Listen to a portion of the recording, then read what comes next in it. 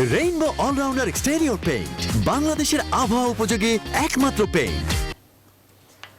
দর্শক সবাইকে আমন্ত্রণ নিউজ 24 দিনের সংবাদ। আপনাদের সঙ্গে পুরো সংবাদ জুড়ে আছি আমি তামিমুর রহমান তন্ময়। এতক্ষণ দেখছিলেন সংবাদ শিরোনাম, এবার যাচ্ছি পুরো সংবাদে।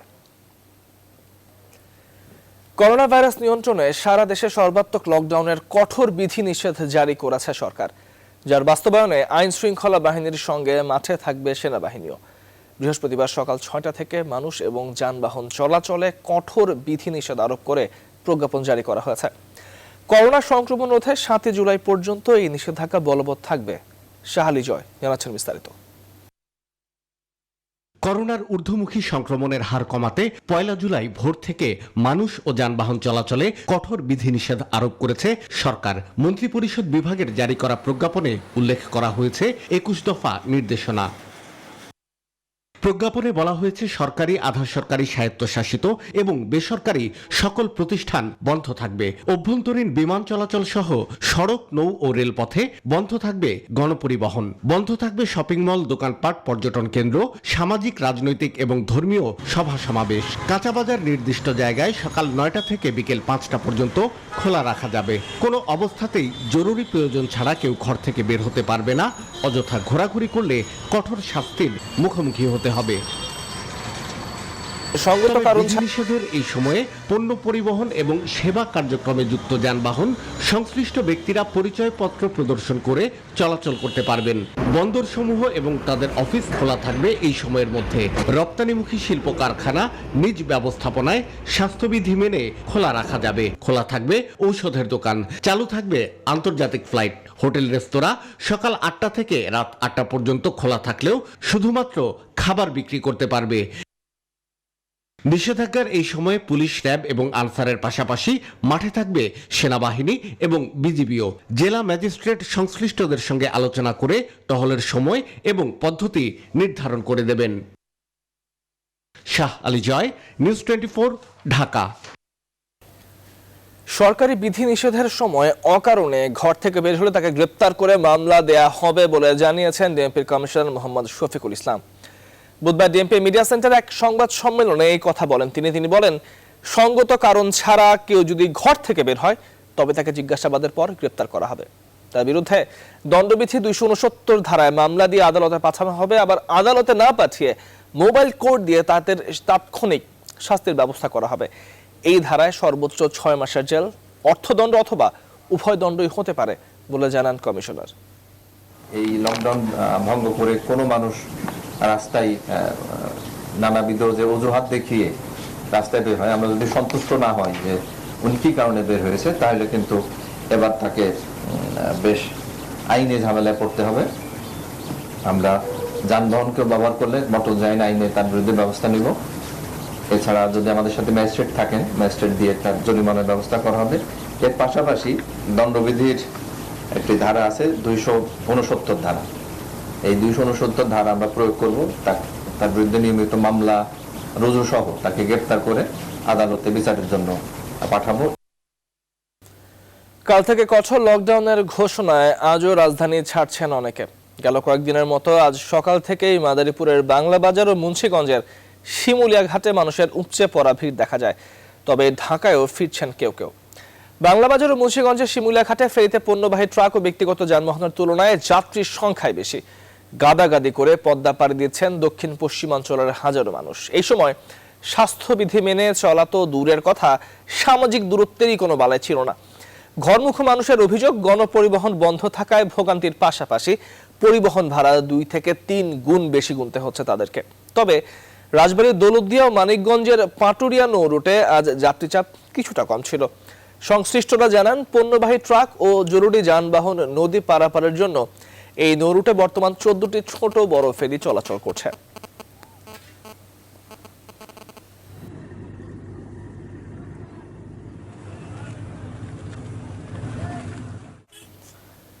দর্শক, বিধি নিষেধের খবর জানাতে ঢাকা ও ঢাকার বাইরে থেকে যুক্ত হচ্ছেন আমাদের সহকর্মীরা। শুরুতে যুক্ত হতে চাই রাজধানীর থেকে, সেখানে যুক্ত হচ্ছেন আমাদের সহকর্মী প্লাবন রহমান, তিনি রয়েছেন কাকরাইলে।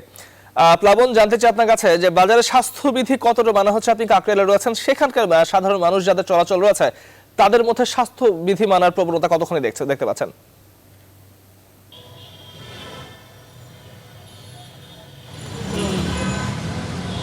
স্বাস্থ্যবিধি মানা প্রবণতা কম বেশি অনেক আগের তুলনায় কিছুটা হলে বেড়েছে, তবে গাদাগাদি অনেক বেশি। আমরা বিভিন্ন বাজারে ঘুরেছি, একই সঙ্গে সকাল থেকে রাজধানীর বিভিন্ন সড়কে আমরা প্রদক্ষিণ করছি লকডাউনের বাস্তবতা তুলে ধরার জন্য।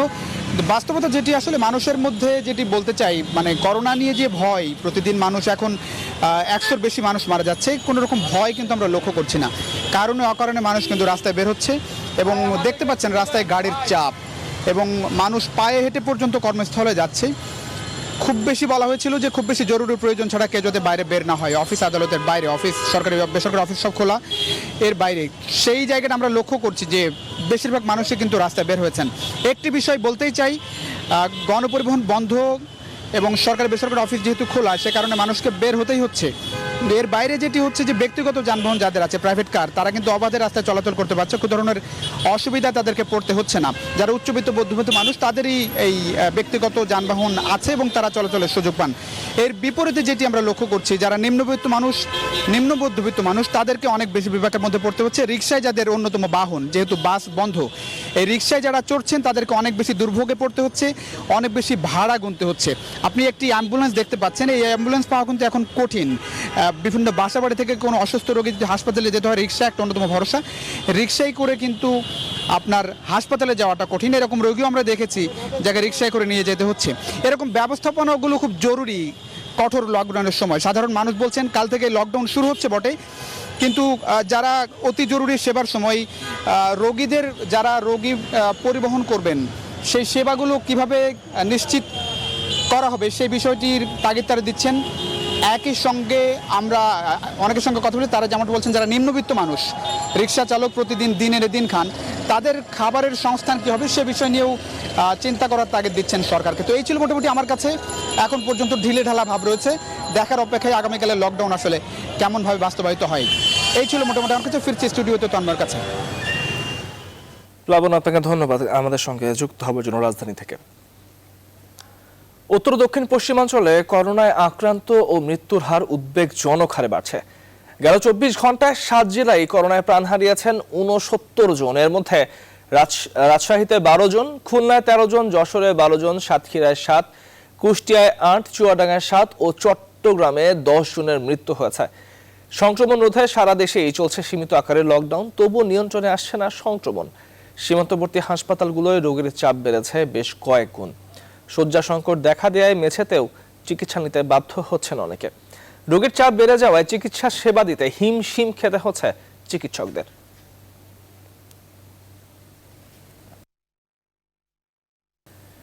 বিশ্বজুড়ে ধারাবাহিকভাবে দেখা যাচ্ছে করোনা সংক্রমণের ঊর্ধ্ব ও নিম্নগতি। এরই মধ্যে কোভিড টিকা নিয়েও আসছে একাধিক ইতিবাচক তথ্য। কখনো বলা হচ্ছে 2 টিকার মিশ্রণে পাওয়া যাচ্ছে বেশি মাত্রায় অ্যান্টিবডি, আবার কখনো পাওয়া যাচ্ছে কোনো টিকার সিঙ্গেল ডোজই মারাত্মক ডেল্টা ভ্যারিয়েন্টকে প্রতিহত করার খবর। তবে একটা জিনিস লক্ষণীয়, যে টিকাদানে এগিয়ে থাকা দেশগুলোই দ্রুত গতিতে ফিরছে স্বাভাবিক জীবনে। নিবির আমিনের ডেস্ক রিপোর্ট।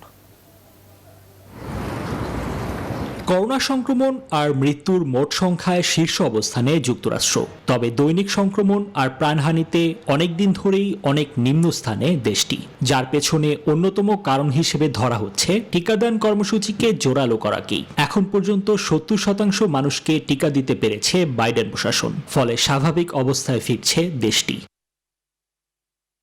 কোভিড-19-এর আতুরঘর চীনের বর্তমান খবরও কারো অজানা নেই। মহামারীর শুরুর দিকে প্রথমে থাকলেও বর্তমানে সংক্রমণের দিক থেকে দেশটি রয়েছে 100তম স্থানে। এর পেছনেও অবদান রয়েছে কোভিড টিকার।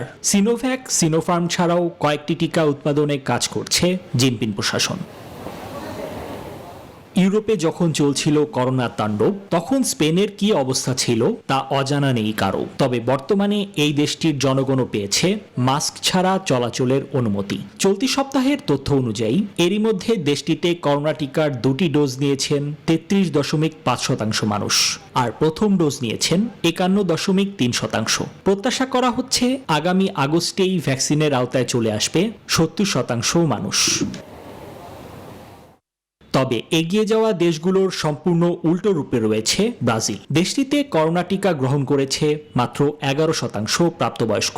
মহামারী মোকাবেলায় উদাসীনতা দেখানোর জন্য সমালোচিত হয়েছে দেশটির সরকারও। আর তারই জেরে আবারও সংক্রমণের ঊর্ধ্বগতি দেখতে পাচ্ছে লাতিন আমেরিকার এই দেশ। নিবির আমিন, নিউজ 24। দর্শক, এই পর্যায়ে বিধিনিষেধের খবর জানাতে চট্টগ্রাম থেকে যুক্ত হচ্ছেন আমাদের সহকর্মী নয়ন বড়ুয়া। জয়, আপনার কাছে জানতে চাই, যারা সাধারণ মানুষ রয়েছেন তাদের স্বাস্থ্য বিধি মানার প্রবণতা কেমন দেখছেন?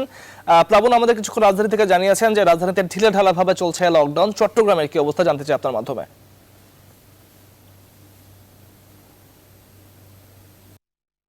কিন্তু আমরা দেখানোর চেষ্টা করেছি চট্টগ্রামেও ঢাকার মতো ঢিলেঢালাভাবে চলছে কিন্তু লকডাউন। গণপরিবহন কিন্তু একেবারেই বন্ধ, কিন্তু দেখা যাচ্ছে প্রাইভেট পরিবহন থেকে নিয়ে কিন্তু পণ্যবাহী পরিবহন থেকে নিয়ে রিক্সা পর্যন্ত একেবারে কিন্তু আসলে সড়কের উপরে আপনি অবশ্যই দেখতে পাচ্ছেন। লকডাউন হচ্ছে কিনা সেভাবে কিন্তু কোনো চিত্রগুলো দেখলে কিন্তু আমাদেরকে আমরা চোখে দেখলে কিন্তু বোঝা যায় না। কিন্তু সকাল থেকে আমরা দেখেছি পুলিশ প্রশাসনও খুব একটা সতর্ক অবস্থানে ছিল। কিন্তু আপনি জানেন যে করোনার মহামারী একটা ধারণ করছে বন্দরনগরী চট্টগ্রাম, যেহেতু ভারতীয় ভ্যারিয়েন্টে আক্রান্ত হচ্ছে চট্টগ্রামের অনেক মানুষ।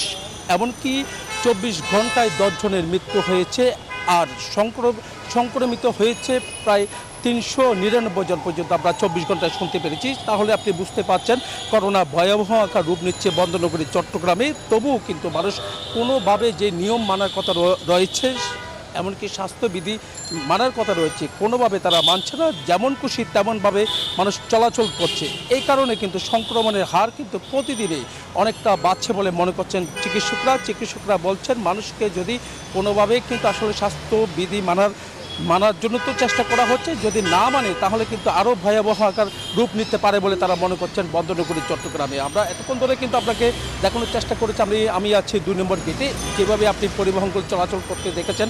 এমনকি এই লকডাউনের মধ্যেও আমরা দেখছি সকাল থেকে বিভিন্ন জায়গায় যানজট দেখা দিয়েছে। এমনকি কিন্তু স্বাস্থ্যবিধি মানার জন্য জেলা প্রশাসনের ম্যাজিস্ট্রেট বিভিন্ন জায়গায় কিন্তু তারা নেমেছেন। আপনি জানেন যে আগামীকাল থেকে কঠোর হচ্ছে আইনশৃঙ্খলা বাহিনী, তাহলে কিন্তু বোঝা যাবে কতটুকু পর্যন্ত মানুষ স্বাস্থ্যবিধি মানছে। এই ছিল আমার এখানকার সর্বশেষ। ফিরে যাচ্ছে স্টুডিওতে তন্ময়ের কাছে। নয়ন বড়ুয়া, আপনাকে ধন্যবাদ চট্টগ্রাম থেকে আমাদের সঙ্গে যুক্ত হবার জন্য। যাচ্ছে পরবর্তী সংবাদে। সাইদ খোকনের করা অভিযোগ ইস্যুতে কোনো মন্তব্য করতে চাইলেন না ঢাকা দক্ষিণ সিটি কর্পোরেশনের মেয়র শেখ ফজলেনুর তাপস। এ বিষয়ে সাংবাদিকরা জানতে চাইলে বিষয়টি এড়িয়ে যান তিনি। বুধবার দক্ষিণ সিটির নানা উন্নয়ন প্রকল্প পরিদর্শনে গেলে এই প্রশ্নের মুখোমুখি হন তিনি। বলেন, সিটি কর্পোরেশনের সাথে সমন্বয় না করেই নানা উন্নয়ন প্রকল্প হাতে নেওয়া হচ্ছে, ফলে জলাবদ্ধতা সহ সড়কে নানা প্রতিবন্ধকতা সৃষ্টি হচ্ছে। নানা চ্যালেঞ্জ মোকাবেলা করে এগিয়ে যেতে হচ্ছে জানিয়ে তাপস বলেন, এর সুবিধা আগামী 2-1 বছরের মধ্যেই নগরবাসী পাবেন। যত আমরা উন্মুক্ত স্থানে বর্জ্য ফেলা থেকে বিরত থাকব, তত আমরা এই সমস্যার সমাধানে আরো এগিয়ে যেতে পারবো। এ ব্যাপারে আমি আসলে মন্তব্য করতে চাই না, আমার কোনো প্রতিক্রিয়া নেই। এদিকে হাতিরঝিল বেগুনবাড়ি প্রকল্পে সব ধরনের বাণিজ্যিক কার্যক্রম নিষিদ্ধ করার নির্দেশনা দিয়ে রায় দিয়েছেন হাইকোর্ট। বিচারপতি KM কামরুল কাদের ও বিচারপতি মাহবুবুল ইসলামের হাইকোর্ট বেঞ্চ এই রায় দেন।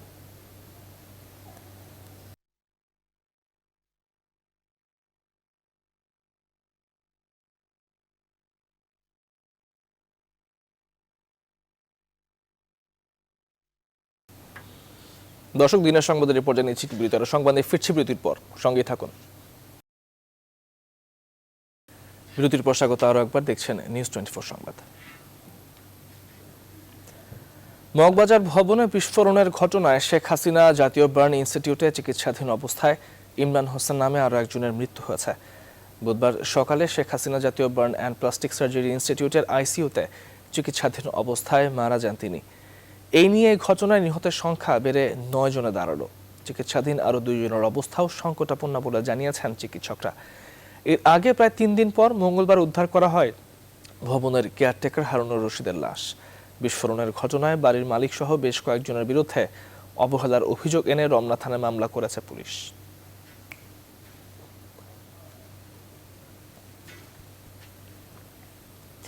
দর্শক সহকর্মী নাইম আল জিকো ঘটনাস্থল থেকে সরাসরি যুক্ত হচ্ছেন আমাদের সঙ্গে। জিকো, আপনার সঙ্গে যুক্ত হয়ে জানতে চাই যে উদ্ধার তৎপরতা নিয়ে সর্বশেষ কি খবর রয়েছে আপনার কাছে, কারণ আমরা মাত্র জানতে পেরেছি যে মাত্রই সংবাদ মাধ্যমে সবাইকে জানাচ্ছিলাম যে যিনি এখানকার কেয়ারটেকার ছিলেন তার লাশ পাওয়া গেছে। তো উদ্ধার তৎপরতার সর্বশেষ কি খবর আছে আপনার কাছে?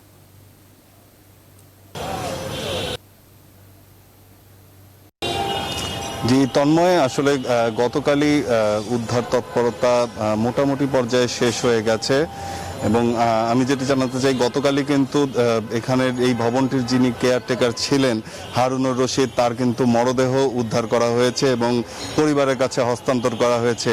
আর আজ ঢাকা মেডিকেল কলেজে অর্থাৎ শেখ হাসিনা বার্ন ইনস্টিটিউটে কিন্তু আরও একজন মারা গেছেন, যিনি হচ্ছেন বেঙ্গল মিটের একজন কর্মচারী হিসেবে কর্মরত ছিলেন এইখানে যে বেঙ্গল মিটের শপটি ছিল সেখানে, এবং আরও দুজন কিন্তু সেখানে আইসিইউতে এখনো মুমূর্ষু অবস্থায় ভর্তি রয়েছেন, যাদের 90% কিন্তু বার্ন হয়েছে।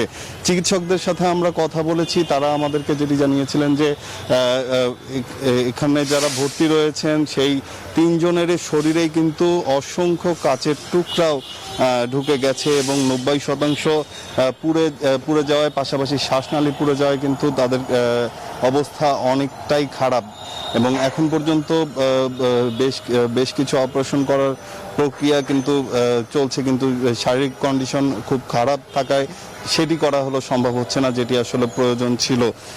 আজ সকালে কিন্তু একজন মারা গিয়েছেন, যেমনটি আমি জানালাম। আর এখানের যদি পরিস্থিতির কথা বলি, এখানে আইন শৃঙ্খলা রক্ষাকারী বাহিনী তারা কিন্তু এখানে উপস্থিত রয়েছেন এবং এই ভবনটির আশেপাশে যাতে কেউ না আসতে পারেন সেই বিষয়টি নিশ্চিতের জন্য কিন্তু তারা কাজ করছেন।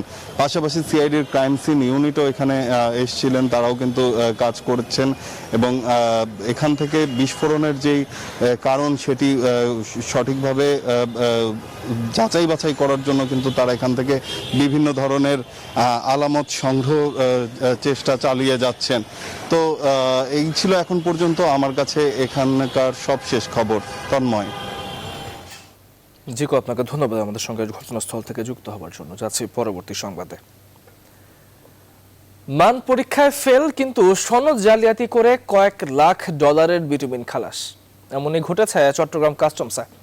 আমদানিকারক প্রতিষ্ঠান ন্যাশনাল ডেভেলপমেন্ট ইঞ্জিনিয়ার্স লিমিটেড। আর এই জালিয়াতির বিষয়ে হাতে নাতে ধরে ছাড় হওয়া 9টি সহ পুরো চালান আটকের নির্দেশনা দিয়েছেন কাস্টমস কর্তৃপক্ষ। এর রেশ গড়িয়েছে জাতীয় সংসদেও। এসব ভুয়া আমদানিকারকদের জালিয়াতির নেটওয়ার্ককে ধরতে সর্বোচ্চ কর্তৃপক্ষের দৃষ্টি আকর্ষণ করা হয়েছে। এদিকে আইনগত পদক্ষেপ নেওয়ার জন্য 3 সদস্যের তদন্ত কমিটি গঠন করেছে চট্টগ্রাম কাস্টমস। ফেরত আনা হয়েছে খালাস হওয়া সব বিটুমিন। বিস্তারিত ডেস্ক রিপোর্টে। ন্যাশনাল ডেভেলপমেন্ট ইঞ্জিনিয়ার্স লিমিটেডের একটি বাণিজ্যিক চালান চট্টগ্রাম বন্দরে পৌঁছে 14 জুন। এই চালানে 50টি কন্টেনারে প্রায় 1 লাখ টন বিটুমিন আসে, যার মূল্য 4,17,000 মার্কিন ডলার। এমভি নেগার নামে ইরানি পতাকাবাহী জাহাজ থেকে নামিয়ে গত 20 জুন বিটুমিনের চালানটি নমুনা সংগ্রহ করা হয়। নমুনাটি পাঠানো হয় সরকারি ইস্টার্ন রিফাইনারিতে। ইআরএল গত 24 জুন পণ্যের মান সনদ দেয়। সেখানে বলা হয়েছে বিটুমিন মান যাচাই পরীক্ষায় উত্তীর্ণ হয়নি, কারণ 60-70 গ্রেডের বিটুমিনের ঘোষণায় আনা হয়েছে 80-100 গ্রেডের। কিন্তু কাস্টমসে জমা পড়েনি আসল পরীক্ষার সনদ, জমা পড়েছে C&F এজেন্ট সানশাইন এজেন্সির তৈরি করা নকল সনদ, যেখানে জালিয়াতি করে সব ঠিকঠাক করা হয়েছে। রাসায়নিক পরীক্ষা রিপোর্ট, একটি জাল নকল রিপোর্ট দেওয়া হয়েছে আমাদের এখানে, অর্থাৎ অরিজিনাল যেটা ছিল যে তাদের যে মান, বিটুমিনের যে মান, সেটা হচ্ছে যে ফুলফিল করে না। পরে আমরা খবর নিয়েছি, যারা ইস্টার্ন রিফাইনারি যারা দায়িত্বে আছেন, কন্ট্রোলার, কোয়ালিটি কন্ট্রোলে, তাদেরকে খবর নিয়েছে এবং কনফার্ম হয়েছে যে এটা জাল। মোট 50টা কন্টেনারের মধ্যে 9টি বেরিয়ে চলে গিয়েছিল, বাট আমরা শেষ পর্যন্ত সব ফিরাতে সমর্থ হয়েছি। এই বিষয়ে C&F এজেন্টের সাথে যোগাযোগ করা হলে তারা জানান ভুয়া সনদের বিষয়টি জানা নেই। কাস্টমস বলতেছে আপনারা জাল সনদ দিয়ে কিন্তু আপনারা এই মালগুলি খালাস করেছেন। তবে ইস্টার্ন রিফাইনারি লিমিটেড বলছে পুরো প্রক্রিয়াটি জালিয়াতির মাধ্যমে হয়েছে, এটা শাস্তিযোগ্য অপরাধ। পেনিট্রেশন মানটা এবং সফিং পয়েন্ট মানটা হয়নি। হ্যাঁ, আমরা ওইভাবে সার্টিফিকেট দিয়ে দিয়েছি যে কোম্পানি একটা টেস্ট রিপোর্ট দিয়েছে, একটা জাল রিপোর্ট কাস্টমসে জমা দিয়েছে। এই ঘটনা গড়িয়েছে জাতীয় সংসদেও। বিটুমিন রাস্তা নির্মাণের ক্ষেত্রে অত্যন্ত একটি গুরুত্বপূর্ণ অবদান। সমস্ত পত্রিকায় নিউজ এসছে যে এখানে ভুয়া সনদ দিয়ে আজকে নিম্নমানের বিটুমিন পোর্ট থেকে খালাস হচ্ছে। এইটির ব্যাপারে সঠিক তদন্ত করে প্রধানমন্ত্রী আছেন, এইটার ব্যাপারে ব্যবস্থা গ্রহণ করবেন। এরই মধ্যে খালাস হওয়া বিটুমিন ফিরিয়ে এনেছে কাস্টমস কর্তৃপক্ষ। জালিয়াতির মাধ্যমে নিম্নমানের বিটুমিন ছাড়ের চাঞ্চল্যকর ঘটনা উদ্ঘাটন করতে একটি তদন্ত কমিটি গঠন করে দিয়েছেন চট্টগ্রাম কাস্টমস কমিশনার মোহাম্মদ ফখরুল আলম। 3 সদস্য বিশিষ্ট তদন্ত কমিটির প্রধান কাস্টমসের অতিরিক্ত কমিশনার, বাকি 2জন হলেন একজন উপকমিশনার ও একজন সহকারী কমিশনার। তারা তদন্ত প্রতিবেদন জমা দেওয়ার পরই আইনগত পদক্ষেপ নেওয়া হবে। এর আগে ঘটনার নাটের গুরু সিএনএফ এজেন্ট চট্টগ্রামের তাহের চেম্বারের সানশাইন এজেন্সির বিরুদ্ধে আইনগত ব্যবস্থা নেওয়ার প্রথম পদক্ষেপ হিসাবে কারণ দর্শানোর নোটিশ প্রদান করা হয়েছে। গেল 25 মে বিটুমিনের মান নিশ্চিতে বাণিজ্য মন্ত্রণালয় 3টি নির্ধারিত ল্যাবে মান পরীক্ষা বাধ্যতামূলক করে। এরপর থেকেই মূলত নিম্নমানের বিটুমিন আমদানি চক্রটি বিপাকে পড়ে। এর আগে মান পরীক্ষায় বাধ্যবাধকতা না থাকার সুযোগে দীর্ঘদিন ধরে নিম্নমানের ভেজাল বিটুমিন আমদানি হয়ে আসছিল। তবে জালিয়াতি ধরা পড়ার ঘটনায় এখন থেকে কাস্টমস কর্তৃপক্ষ মান যাচাইয়ের সনদ এজেন্টের পাশাপাশি ইআরএল থেকেও গ্রহণ করবে। Desk report, news 24। সংবাদের পর্যায়ে নিচ্ছে আরো একটি বিরতি, সঙ্গেই থাকুন। বিরতির পর স্বাগত আরো একবার, দেখছেন নিউজ 24 দিনের সংবাদ। জাতীয় সংসদে বিএনপি চেয়ারপারসনের সুচিকিৎসার দাবি জানিয়েছেন সংসদ সদস্য মুজিবুল হক চুন্নু। জবাবে আইনের মাধ্যমে দেশের বাইরে চিকিৎসার কোনো পথ খোলা নেই বলে জানিয়েছেন আইনমন্ত্রী আনিসুল হক। বুধবার জাতীয় সংসদের বাজেট অধিবেশনে এই মন্তব্য করেন আইনমন্ত্রী। যেই দরখাস্ত ছিল, that has been dealt with and that has been resolved, that the decision has been accepted. এরপরে আর কোনো দরখাস্ত করা যায় না। চিকিৎসা পান নাই এই কথা বলেন কেন? নিরর্থক শুধু পলিটিক্যাল স্টান্টবাজি করলে তো হবে না। মাননীয় স্পিকার, যদি কোনো সাজাপ্রাপ্ত আসামিকে মুক্ত করতে হয় সেটা আমার একমাত্র আইনের মাধ্যমেই মুক্ত করতে হবে, অন্যভাবে কারো। হ্যাঁ, আরেকটা আছে, সেটাও আইন, সেটা হচ্ছে মহামান্য রাষ্ট্রপতির কাছে ক্ষমা চাইতে পারেন, আর না হলে মাননীয় প্রধানমন্ত্রীর সরকারের কাছে সেকশন 401 ক্ষমা চাইতে পারেন। ক্ষমা চাইলে পরে সেই শর্তে ওনারা যদি বিবেচনা করেন ক্ষমা করতে পারেন। যমুনার পানি বৃদ্ধি ও ভারী বর্ষণের কারণে সিরাজগঞ্জ শহর রক্ষা বাঁধের পুরাতন জেলখানা ঘাট এলাকায় ধস নেমেছে। এতে বিস্তীর্ণ এলাকা বিলীন হয়ে গেছে। আর বর্ষার শুরুতেই শহর রক্ষা বাঁধে এমন ধস নামায় আতঙ্ক ছড়িয়ে পড়েছে শহরে। তবে পানি উন্নয়ন বোর্ড পাওবো বলছে ভাঙন রোধে জরুরি ভিত্তিতে জিও ব্যাগ ও সিসি ব্লক ফেলা হচ্ছে। আব্দুস সামাদ সাইমের তথ্যচিত্রে ডেস্ক রিপোর্ট। মঙ্গলবার দুপুরে সিরাজগঞ্জ শহর রক্ষায় নির্মিত 2.5 কিলোমিটার অংশের পুরাতন জেলখানা ঘাটের সামনে নদীতে বুদবুদ শুরু হয়। মুহূর্তের মধ্যেই ঘূর্ণাবর্তন দেখা দিয়ে বাঁধের সিসি ব্লকগুলো ঢেকে যেতে শুরু করে।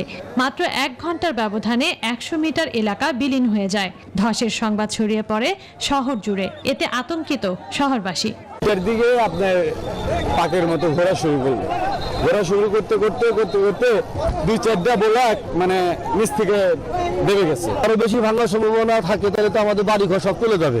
স্থানীয় জনপ্রতিনিধিরা বলছেন পানি উন্নয়ন বোর্ডের গাফিলতির কারণে এ ধস দেখা দিয়েছে।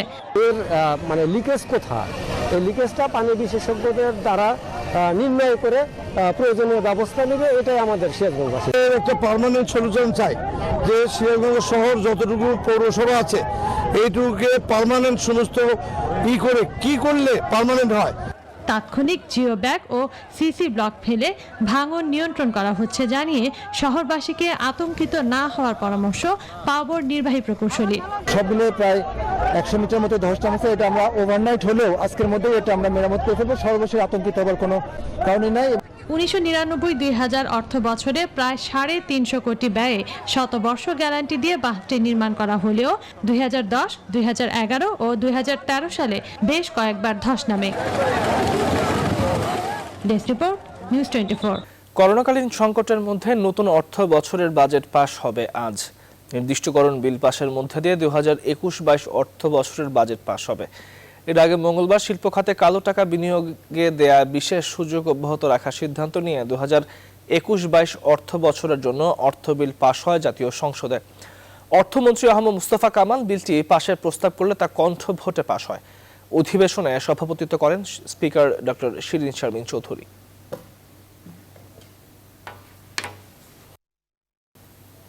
সংবাদের পর্যায়ে নিচ্ছে আরো একটি বিরতি, সঙ্গেই থাকুন। স্বাগত আরো একবার। সপ্তাহ জুড়ে কানাডার পশ্চিমাঞ্চল ও যুক্তরাষ্ট্রের উত্তর পশ্চিমাঞ্চলের উপকূলীয় এলাকার মানুষ তীব্র দাবদাহের মুখোমুখি হচ্ছে। দেশটির আবহাওয়া দপ্তর জানিয়েছে একটি রাজ্যে তাপমাত্রা থেকে 49.5 ডিগ্রি সেলসিয়াসে। মঙ্গলবার সর্বকালের সর্বোচ্চ তাপমাত্রা দেখা পেয়েছে কানাডাবাসী। Royal Canadian Mountain Police RCMP এক বিবৃতিতে জানিয়েছে তীব্র গরমে ব্রিটিশ কলাম্বিয়া রাজ্যের জনবহুল শহর ভ্যাঙ্কুভার ও পাশের বার্নাবি শহরে শুক্রবার থেকে এ পর্যন্ত 130 জনের মৃত্যুর ঘটনা ঘটেছে।